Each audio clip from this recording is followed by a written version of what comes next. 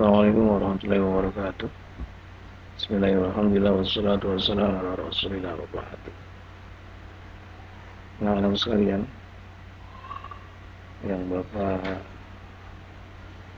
sayang, Bapak cintai, calon peserta didik di Madrasah Sanawiyah Nurul Khairiyah tahun ajaran 2021.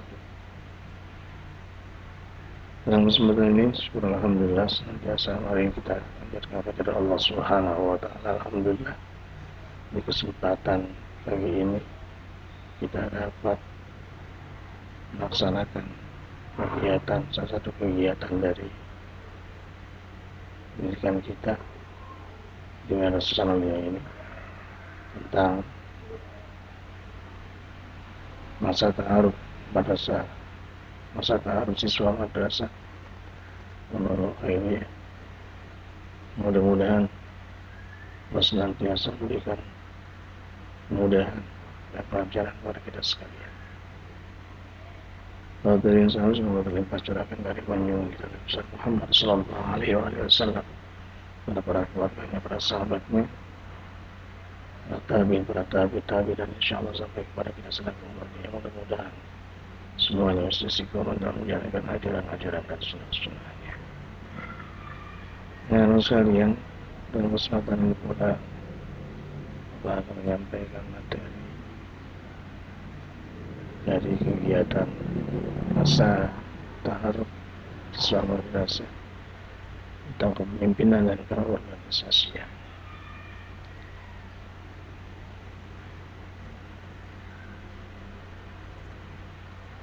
Kepemimpinan dan keorganisasian tersebut Bapak akan sampaikan apa sih pengertian dari kepemimpinan. Pemimpinan atau leadership dapat diartikan sebagai proses kegiatan untuk mempengaruhi orang lain dengan rangka mencapai tujuan. Walaupun masih banyak definisi lain yang digunakan oleh para ahli, namun dapat disimpulkan bahwa esensi dari kepemimpinan adalah mempengaruhi orang lain untuk bertindak guna mencapai tujuan tertentu. The essence of leadership is influencing the action of other.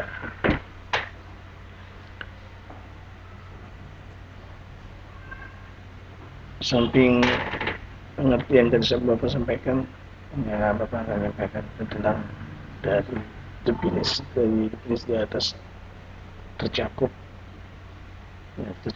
tiga unsur yang merupakan kondisi sosial dari leadership, yaitu kelompok manusia, tujuan kelompok, dan tanggung jawab.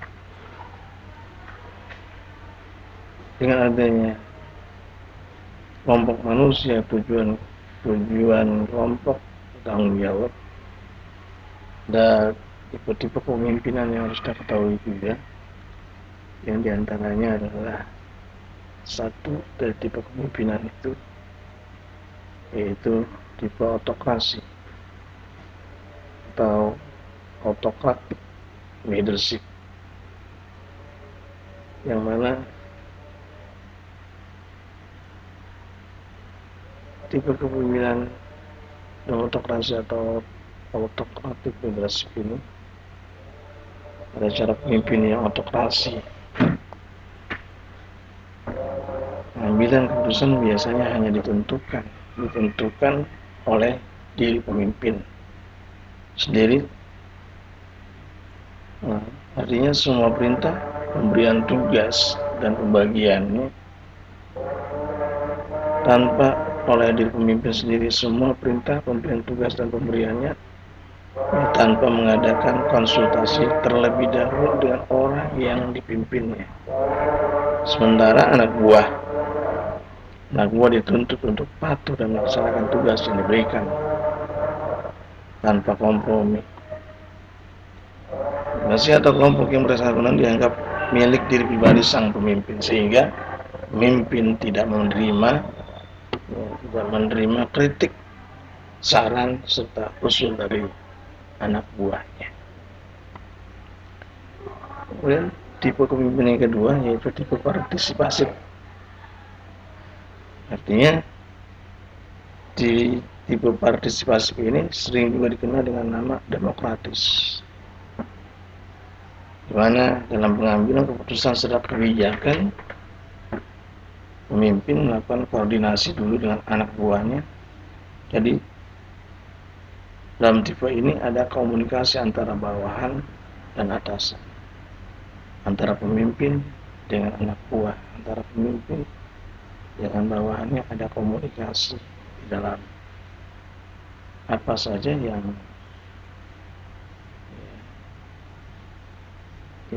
apa saja yang akan diputuskan di dalam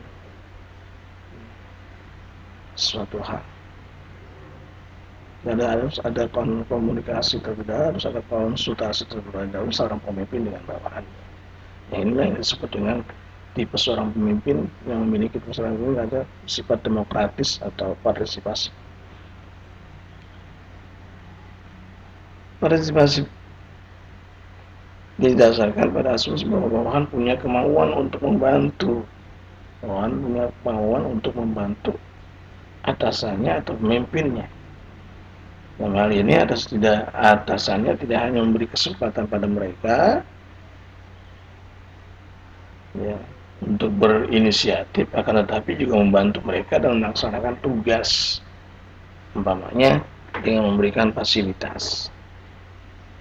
Nah, pemimpin di sini bermaksud untuk mengembangkan rasa tanggung jawab bawahan dalam mencapai tujuan, walaupun pada akhirnya tanggung jawab pengambilan keputusan terakhir terletak pada tangan pemimpin itu sendiri. Tipe yang ketiga dari seorang pemimpin itu ada kepemimpinan yang disebut dengan tipe bebas,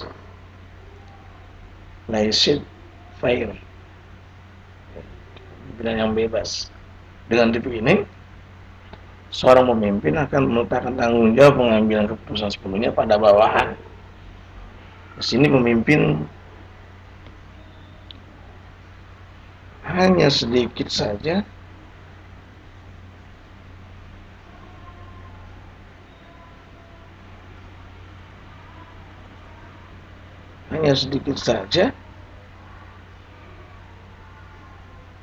atau hampir tidak sama sekali dan memberikan pengarahan. Kalau bawahannya berikan kebebasan untuk sepenuhnya sudah barang, tentu dengan cara ini maksud pemimpin adalah menganggap para bawahannya sudah bisa, sudah tahu, sudah mampu, dan tahu akan kewajibannya, apa yang menjadi kewajibannya. Para siswa yang Bapak saya yang Bapak cintai, itu dari tipe kepemimpinan, itu beberapa tipe kepemimpinan. Sekarang akan sampaikan juga syarat kepemimpinan. Syarat kepemimpinan. Syarat kepemimpinan banyak ahli yang mengumpulkan tentang syarat-syarat atau sifat-sifat yang harus dimiliki oleh seorang pemimpin, di mana dengan sifat tersebut seorang pemimpin dapat berhasil dalam mengendalikan roda kepemimpinannya secara garis besar. Syarat-syarat kepemimpinan dapat dikemukakan sebagai berikut. Yang pertama, seorang pemimpin itu harus memiliki kekuatan sehat jasmani maupun rohani. Jadi seorang pemimpin harus kuat, mempunyai fisik yang lemah, mempunyai jasmani yang lemah. Artinya seorang pemimpin dengan kuat jasmani dan rohaninya ini agar ketika menghadapi berbagai macam masalah-masalah yang ada dalam kepemimpinannya itu tidak mendol antara permasalahan yang ada dengan kekuatan dengan kekuatan jiwa sehat jasmani maupun rohani. Yang kedua, seorang pemimpin itu harus memiliki kewibawaan, mempunyai rasa, mempunyai jiwa yang berwibawa, mantap dan matang dalam berpikir. Mas jadi seorang pemimpin nggak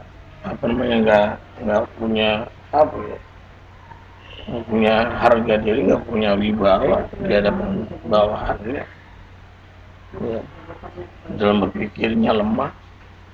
Ini kalau seandainya di antara ya, seseorang yang memiliki pemikiran yang lemah, nggak matang sebelum bertindak, dan nggak punya wibawa, nggak pantas dijadikan seorang pemimpin.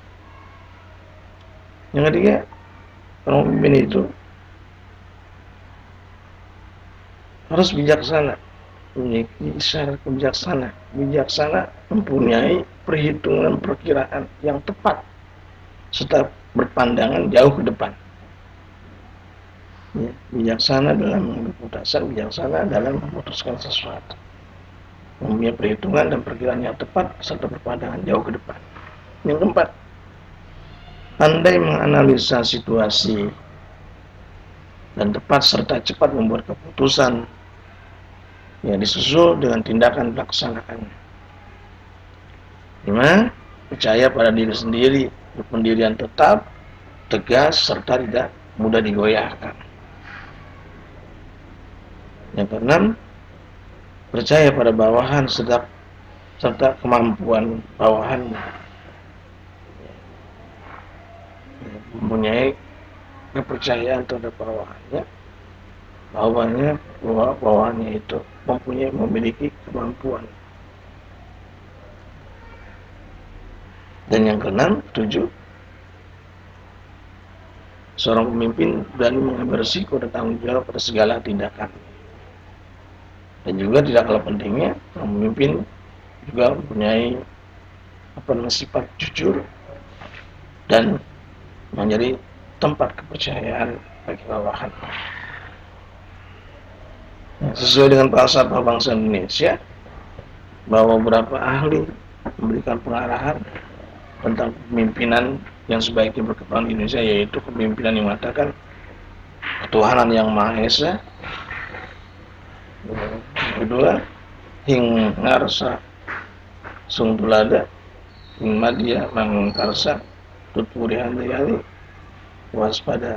waspasa purpa wasesa. Itu ya, harus ada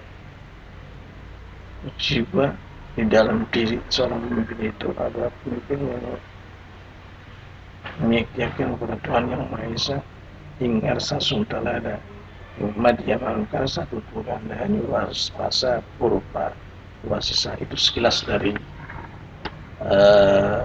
kepemimpinan. Yang selanjutnya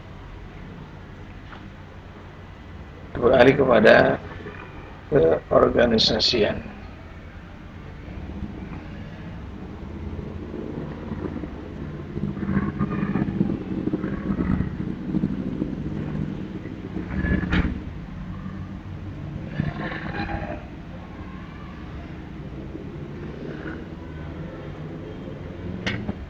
Organisasian, apa sih organisasi itu?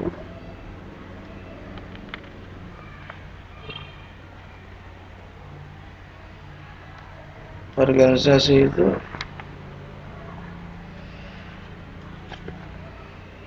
banyak ahli yang telah berusaha memberikan definisi tentang atau terhadap organisasi. Ada yang berpendapat bahwa organisasi merupakan kumpulan orang. Ya, kumpulan orang ini yang diberikan arti oleh Gary J. Dan ada pula yang memberikan definisi proses pembagian kerja. Ini diartikan oleh Oliver Sheldon Van Miller, Joseph L. dan lain-lain. Ada pula yang mendefinisikan sebagai sistem kerjasama, sistem hubungan antara sistem sosial